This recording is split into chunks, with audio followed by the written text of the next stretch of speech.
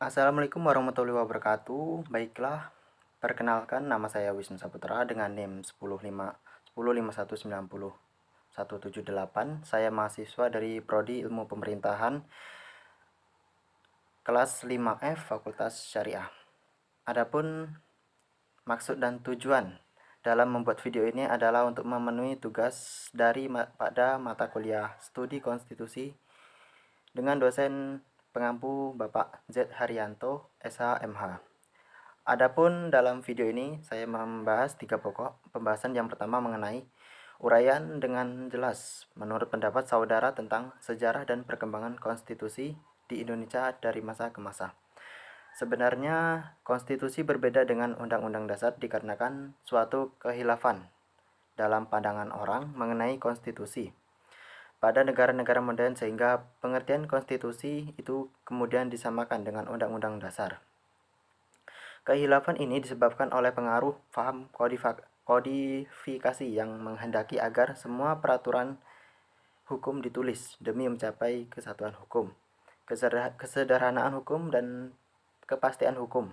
Begitu besar pengaruh paham kodifikasi sehingga setiap peraturan hukum karena penting itu harus ditulis. Dan konstitusi yang ditulis itu adalah undang-undang dasar.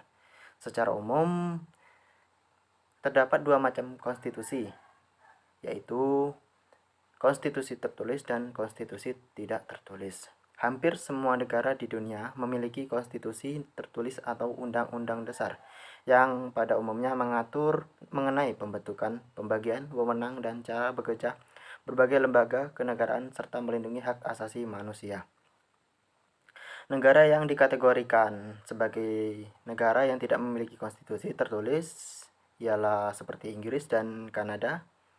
Di kedua negara ini, aturan dasar terhadap semua lembaga-lembaga kenegaraannya dan semua hak asasi manusia terdapat pada adat istiadat dan juga tersebar di berbagai dokumen, baik dokumen yang relatif baru maupun yang sudah sangat tua, seperti Magna Carta yang berasal dari tahun 1215 yang membuat jaminan hak asasi manusia rakyat Inggris, karena ketentuan mengenai kenegaraan itu tersebar dalam berbagai dokumen atau hanya hukum dalam adat kebiasaan masyarakat. Itulah maka Inggris masuk dalam kategori negara yang tidak memiliki konstitusi tidak tertulis. Pada hampir semua konstitusi tertulis diatur mengenai pembagian kekuasaan berdasarkan jenis-jenis kekuasaan, dan kemudian berdasarkan jenis kekuasaan itu dibentuklah lembaga-lembaga negara. Dengan demikian jenis kekuatan itu perlu ditentukan terlebih dahulu, kemudian dibentuk lembaga negara yang bertanggung jawab untuk melaksanakan jenis kekuasaan tertentu itu. Beberapa sarjana mengemukakan pandangan mengenai jenis tugas atau kewenangan itu. Salah satu yang paling terkemuka adalah pandangan Mostiquaik, bahwa kekuasaan negara itu terbagi dalam 3 jenis kekuasaan yang harus dipisahkan secara ketat. Ketiga jenis kekuasaan itu adalah kekuasaan yang membuat peraturan perundang-undang legislatif, yang kedua kekuasaan melaksanakan peraturan perundang-undangan eksekutif, yang ketiga kekuasaan kehakiman atau yudikatif. Sejarah atau perkembangan konstitusi di Indonesia. Sejarah konstitusi mengalami sejarah yang sangat panjang hingga akhirnya diterima sebagai landasan hukum bagi pelaksanaan ketatanegaraan di Indonesia, yang dimana dalam sejarahnya Undang-Undang 1945 dirancang sejak 29 Mei 1945 sampai 16 Juni 1945 oleh Badan Usaha Persiapan Kemerdekaan Indonesia yang dikenal dengan BPUPKI, yang beranggotakan 21 orang yang diketuai oleh Insinyur Soekarno dan Mohatta sebagai wakil. Badan ini kemudian menetapkan tim khusus yang bertugas menyusun konstitusi bagi Indonesia Merdeka yang dikenal dengan UUD 1945. Tokoh perumus tersebut Dr. Rajiman Widodiknat, Abdul Qadir, dan lainnya. Latar belakang sejarah terbentuknya konstitusi ini bermula dari janji Jepang untuk memberikan kemerdekaan bagi Indonesia. Para pendiri Negara Kesatuan Republik Indonesia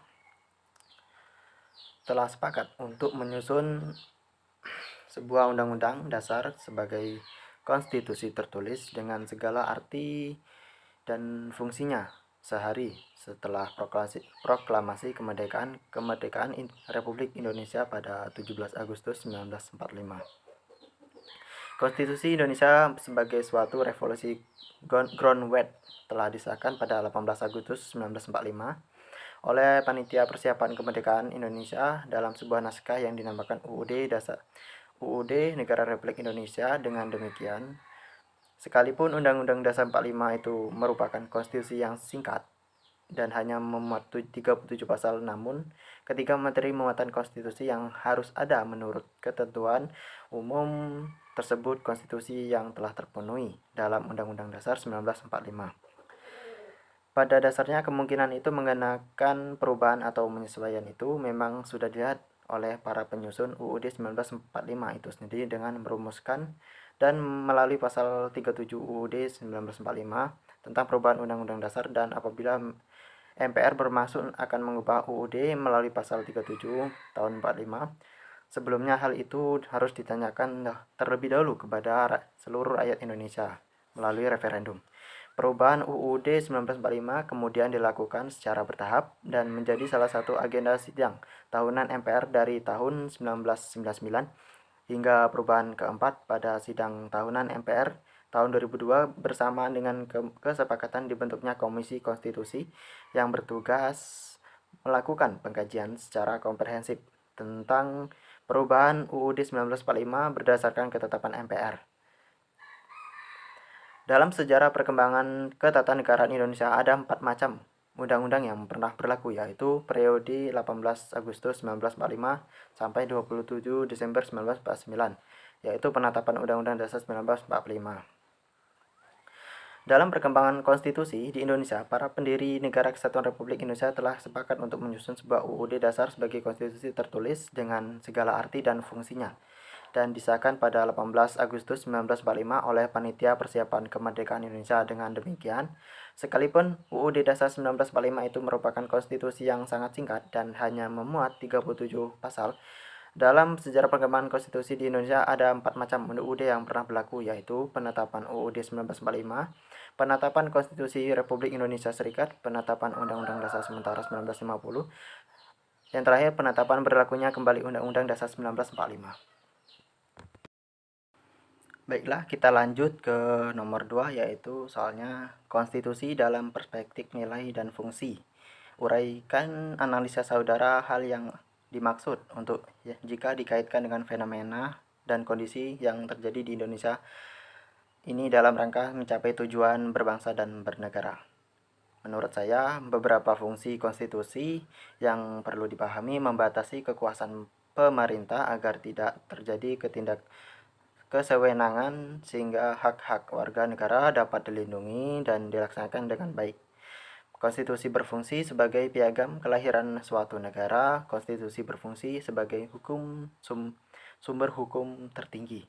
Nilai dan fungsi konstitusi ini dalam rangka mencapai tujuan berbangsa dan bernegara, yaitu memberikan pembatasan sekaligus pengawasan terhadap politik.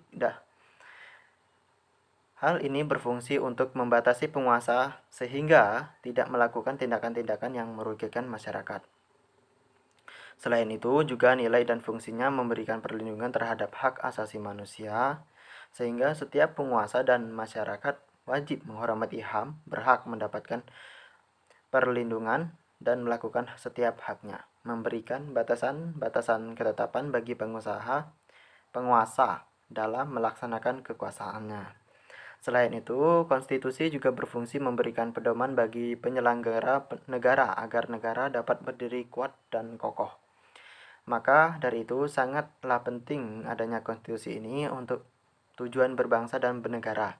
Dan dalam mencapai tujuan berbangsa dan bernegara, untuk mewujudkan yaitu adanya hubungan secara formal, artinya maka Pancasila memperoleh kedudukan sebagai norma dasar hukum positif dan kehidupan bernegara.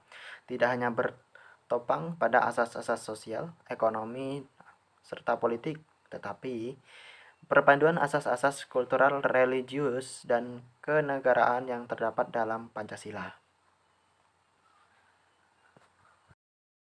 Baiklah, kita lanjut ke soal nomor 3. Wacana isu dan perubahan jabatan Presiden 3 periode melalui proses amandemen UUD akhir-akhir ini muncul menjadi perbincangan publik. Ada yang pro dan ada yang kontra. Baiklah, saya akan menanggapi. Menurut saya, tentang adanya wacana dan isu perubahan jabatan Presiden 3 periode ini banyak menimbulkan pro dan kontra, dan saya sangat tidak setuju. Kenapa demikian? Sebab itu sama dengan membunuh demokrasi sekaligus mengkhianati reformasi.